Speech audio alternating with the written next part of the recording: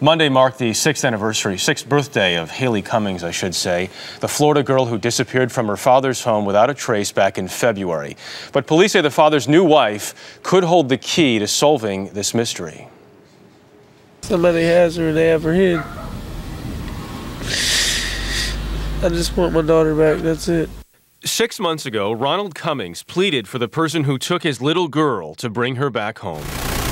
Police and volunteers launched a major search effort to find Haleigh Cummings, who disappeared from their Satsuma, Florida mobile home in the middle of the night.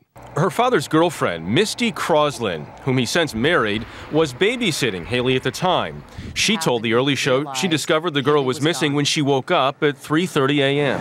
I tried to call Ronald and he didn't answer, and I walked out on the front porch and he pulled up and I told him, and I was just freaking out. But this week, the Putnam County Sheriff's Office said that Misty's story doesn't add up. The 17-year-old has failed to provide a detailed account of that night, and physical evidence at the scene contradicts what she told police.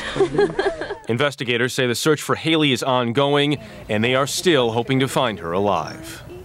Joining us now from Orlando for an exclusive interview is Teresa Neves, Haleigh's grandmother, and her attorney, Mark Nejame. Good morning to both of you. Good morning. Good morning. Teresa, let me begin with you. What's the latest you've been told about where police stand on this investigation?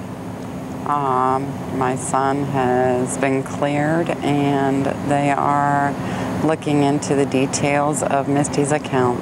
Can we talk about Misty's account? What have you not heard from Misty so far that you'd like to hear? I don't know. I don't know that there's anything I haven't heard. I don't know what they've heard, you know? So it's hard for me to say. I know this is tough, but police have said that they don't believe Misty has been fully honest or fully accountable with them about what happened in those 4 or 5 hours. Is that the case as far as you know? As I understand, if you're asking me what they believe, that's my understanding of what they believe, yes. Mark, let me move to you for a moment if I could. We spoke with an investigator working in the case who said that Misty's story couldn't be corroborated with physical evidence found at the scene. What kind of physical evidence are they talking about? Well, I think generally there's a 5-hour gap, which you alluded to, from about 10 p.m. to 3 a.m. And they're simply indicating that the story, the version that she gave isn't lining up, that there are certain areas that still remain with a large question mark hovering over them. So I think that that's the focus of their investigation. We've been brought on to assist with that by bringing renewed attention to the situation because there are unanswered questions. And I think that the police are quite appropriate in following through and trying to piece together this puzzle. What happened during that 5 hours and where is Haleigh? Teresa, as Haleigh's grandmother, do you believe Misty had anything to do with Haleigh's disappearance? I do not.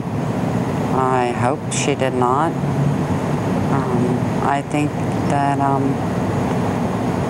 as Mark said, we'll just have her hopefully clear some things up and him know what's going on.